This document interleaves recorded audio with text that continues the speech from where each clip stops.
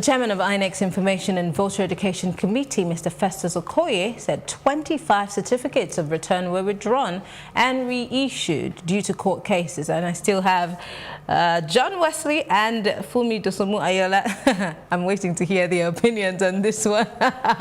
All right, so ladies and gentlemen, of course this concerns you because both of you have at some point in your lives run for office. So you have an idea of what happened after the elections this year.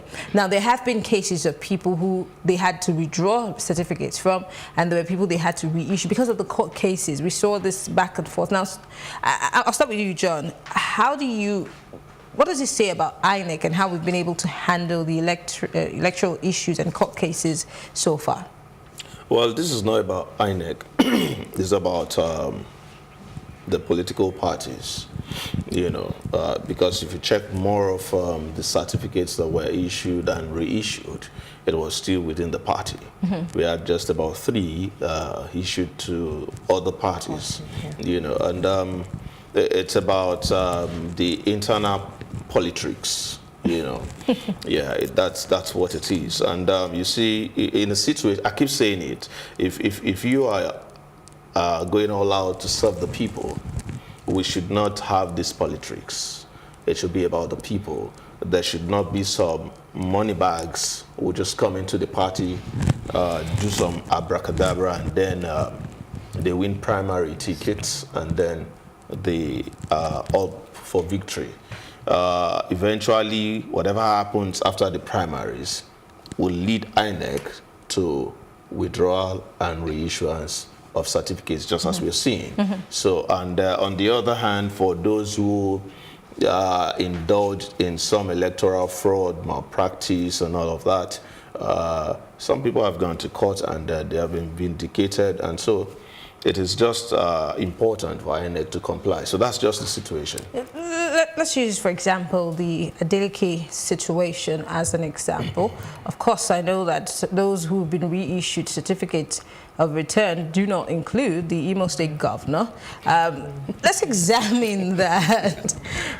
For some people, they say it's made INEC's job so tough, and it's also confused the electorate. But where do you stand on this? No, I found out that during this last election, there were people who actually won primaries, and their names never got to INEC. At least I know personally, like 3 people who won the primaries at their level. And when the parties were sending the names to INEC, it was a completely different name that went to INEC. So that kind of person sits down in the courts and decides to fight for his rights. So if that kind of person wins the court case, automatically that person has won the election. Whichever we look at it. So there are cases where the Adeleke one is a different, it's not within party, it's inter-party. Mm-hmm. And although, no, don't let me go in that direction because me and John will have. Oh, it's okay. Anyway, to be honest with you, I think for me it's still up for grabs. APC, PDP, who actually won. Both of them did a lot of underground work. Well, if you use the word work, but both of them, yes, both of them did a lot of underground. That's the word. Yes. Politics. Yes. It's not about exactly. It's not about the people. So it wasn't. So it's not about the people. In Nigeria, politics has never been who voted or who didn't vote. And that is the painful, for me, that's the most painful thing. Okay, there's a question I've been trying to ask before the elections, during and after the elections. The fact that, for example, APC in Rivers State that had parallel primaries, there was the issue of one primary had INEC officials or had party officials from the national. Is there no way that INEC can, I know that they cannot necessarily be involved in inter-party politics, but is there no way they can have like an oversight function so that they can be certain that everything is done by the book, so you don't have issues that throw up itself, just as this one's that, like the examples you're saying, oh, somebody won the primaries, but his name didn't make it to INEC. If there is an INEC official at those primaries or those congresses, not to get involved, but to make sure that everything is done by the book. It would probably ease the problems. No, INEC always has people at the primaries. They're supposed to. So how do they not have those names come to their offices, or why do those names never make it to the main election register? Yeah, you're talking of a place of a compromise. You know, well, as much as you say independent, we have subdued guys from INEC come to witness. This is a very hefty allegation. It's not against INEC, because INEC would tell you that they're very credible. No, I need to let you know this. As much as the truth is bitter, we have to spill it. You know, regardless of whichever way anyone receives it. Yeah. You know, these guys, those guys who come to observe the primaries, they are not up to 50. They are not up to 20. You have maybe like 2 or 3 guys who would just, and then as they arrive, they are put in a very comfortable place, and all of a sudden, if there are guys who actually drink, maybe they drink and then they are already drunk, and you know, and by the time they awake, the primaries is done. Or maybe they have actually been influenced by some voodoo, and then when they are awake, oh, come on, really? I'm actually just telling you. You may not want to argue, but I'm just telling you the way it is. You know, so I might just be here now. Voodoo. Yeah. Wow, this is interesting. It's Africa. So again, it questions not just the independent appendage to INEC, but the everyday cry for free, fair and credible elections. If the umpire itself is somewhat compromised, even at the lowest levels of making sure that we just do everything by the book. But let me how can we now get credibility when we go to the polls? The problem with INEC is that they don't have, all those people that come are not permanent staff. They're like ad hoc staff that show up So you're telling me that if I'm an intern in a company, I'm allowed to mess up or soil the name of that company because I'm an intern? That is if the company... You know, the problem we have in Nigeria is that the average, forgive me, the average person is just looking for a way to make his own money or a way to sort himself out. And some people join INEC, they actually join that ad hoc committee. They fight every 4 years to be part of. I'm telling you, they rob every pound they can to be part of that. Because it's actually a breakthrough period. Because yes. Now look at all those people we found that were thumb printing, all those core members that you find in one corner that were all thumb printing. Well, I mean, it was about the Benjamins. You see, the truth is, if you want this resolved, you just have to ensure that before we go to elections, every internal politics bickerings be resolved before we go to the poll. Can that ever be? With our judicial system? No, this is it. You know, during elections, they give you time to go to court. You understand? They give you time to go to court. They give you time to do this.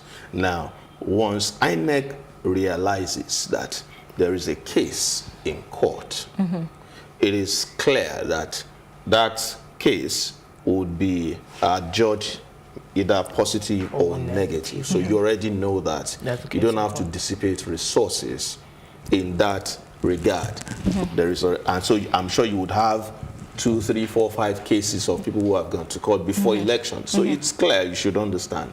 So just like you isolated some areas from elections holding there, you isolate those areas too until they resolve, and then you put it all together. If there will be a rerun, if there will be by-elections, you put all of this together, and then you do it because court cases have ended, and that's it. So there must be a symbiotic relationship between INEC, the court, John, to a certain extent. You know, my problem with that is that some cases will take longer than others. We've seen cases that have taken a year plus. And we have seen that the electoral calendar has been distorted somewhat. Yes, in some states. Yes. So for example, Ekiti, we have Anambra, just like Osun State as well. So I'm just wondering why we copy almost everything from the West, but we refuse blatantly to copy their modus operandi when it comes to elections. And I'm not saying in any way that, you know, there's no corruption anywhere else in the world but Nigeria. But there is a laid down procedure that everybody follows to the letter. For example, the Trump elections, everybody thought that Hillary was going to win, but you have the Electoral College where you know that they have the swing votes. Whatever it is, they decide who becomes the president. Why can we not have something that is laid down, that is as plain can be, and follow it through? Do we have a problem before? And it's not just for Nigeria. I feel that Africa has a problem with, I mean, I remember the Raila Odinga situation with Uhuru Kenyatta. It just was a back and forth, and we had reruns. It's because we have our hands on it. It's unfortunate that as Africans, we like the way things are done in other parts of the country, but we don't like the way hands are being placed on it. So we want to place our hands on it the other way. And so once we place our hands on it, it's just like this phone. We know that this phone does a whole lot in the Western world.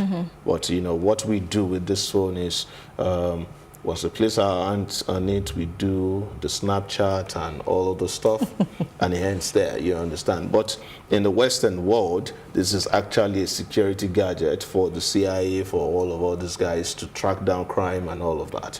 So what am I trying to say here?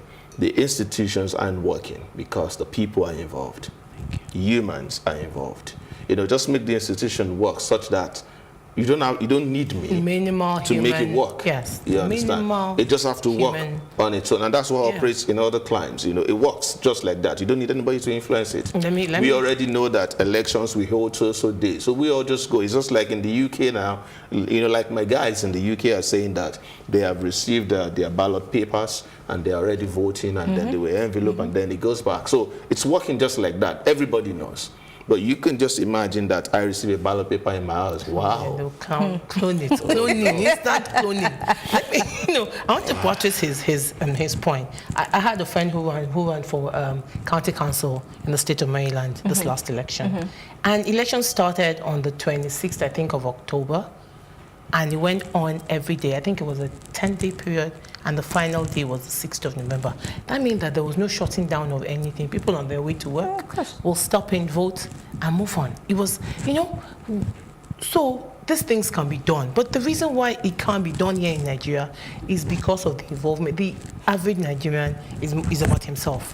What will favor me? It's my brother that is there. He doesn't care whether his brother is going to do a good thing. Even when we were running, let me just digress a little. When we were doing the campaigning, people will come and meet me. So what will you do? You know, you people always sideline this particular tribe. What will you do for this tribe in this constituency? And I'm like, look, this is not about a tribe. This is something for the good of the entire, whatever we're doing is for the good of the entire constituency. So the question of this tribe, you won't do this, what are you doing? I said, no, this is about doing something that would benefit all of us.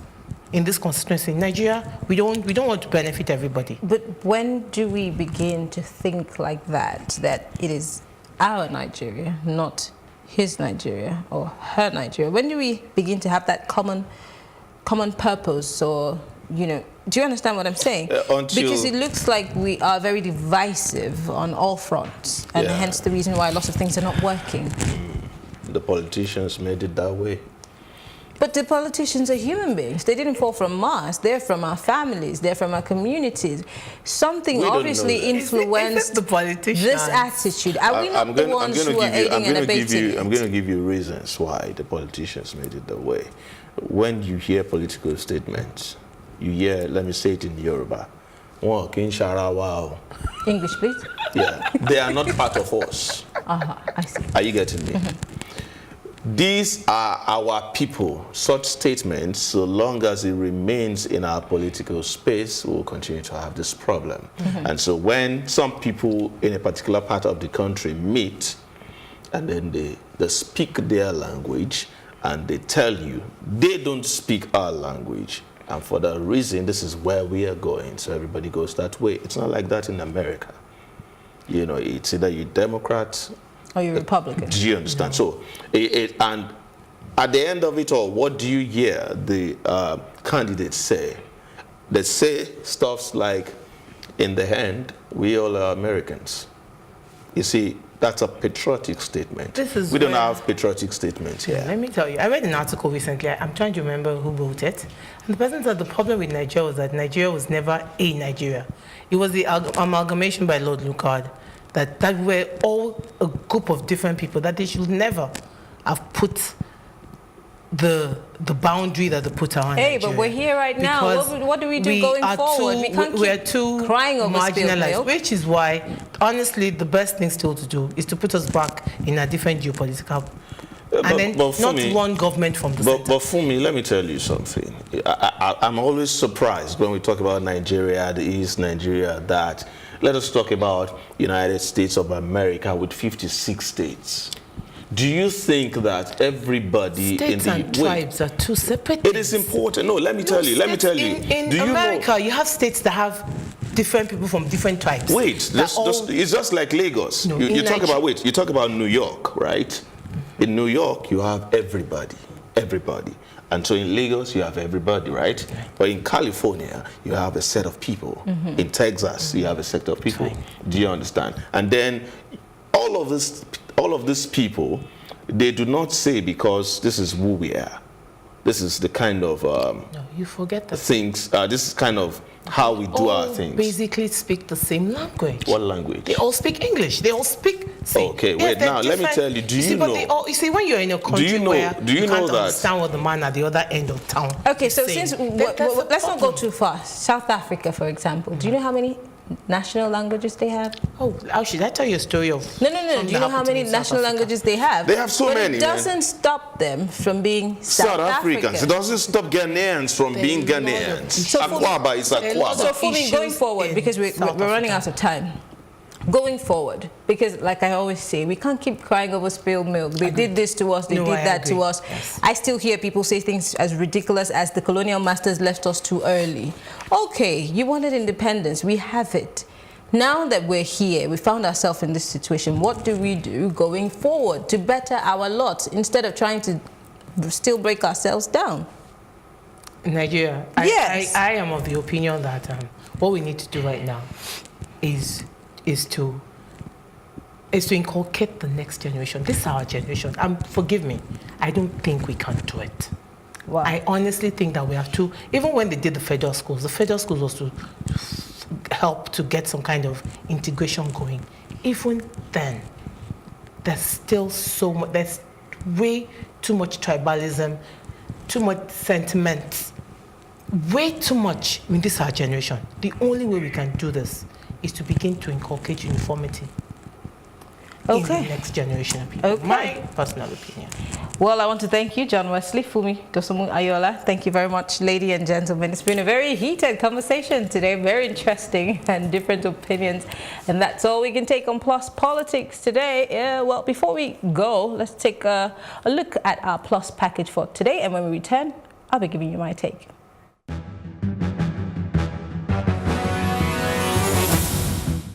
The federal government said on Monday that it has lined up several activities to mark June 12 as Nigeria's first Democracy Day. Though it said that May 29 still remains a public holiday in the country and that President Muhammadu Buhari will be sworn in on that day, it nevertheless said major activities of the event will be shifted to June 12. Minister of Information and Culture, Lai Mohammed, who spoke at a press briefing in Abuja, said both days would be marked as public holiday this year. But the minister said most of the activities had been moved to June 12 and that the event slated for May 29 would be low-key. The inauguration of President Muhammadu Buhari for his second term on May 29, 2019 will be a low-key affair. I also said a number of events slated for the inauguration will now be held during the first observance of June 12, the Democracy Day. The President last year declared June 12 as Democracy Day and a national holiday. He also said the official commencement of the new Democracy Day will be in 2019.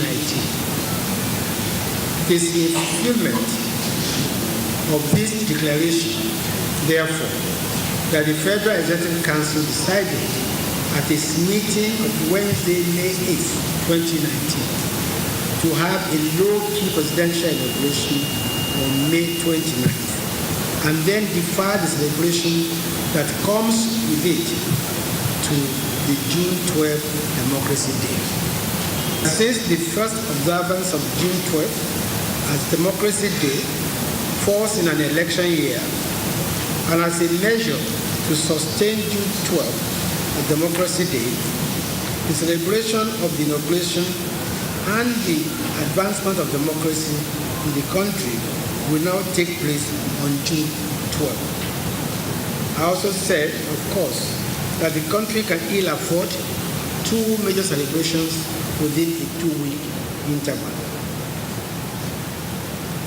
On the invitation of world leaders to the presidential inauguration, I said the leaders will be invited instead to the ceremonies marking the observance of the Democracy Day on June 12th, and that invitations have since been sent out to them.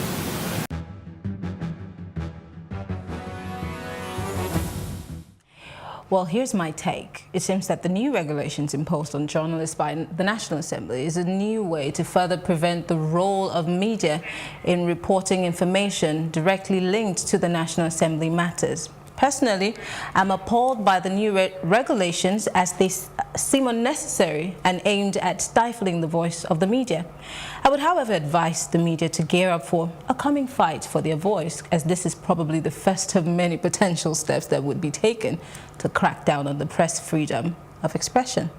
Now, also, I believe that the recent 2019 elections were not as credible as INEC says, and this is the reason for the back and forth of this certificate of return issue. So, the solution to this: conduct free, fair and credible elections. Do not compromise on your integrity, INEC.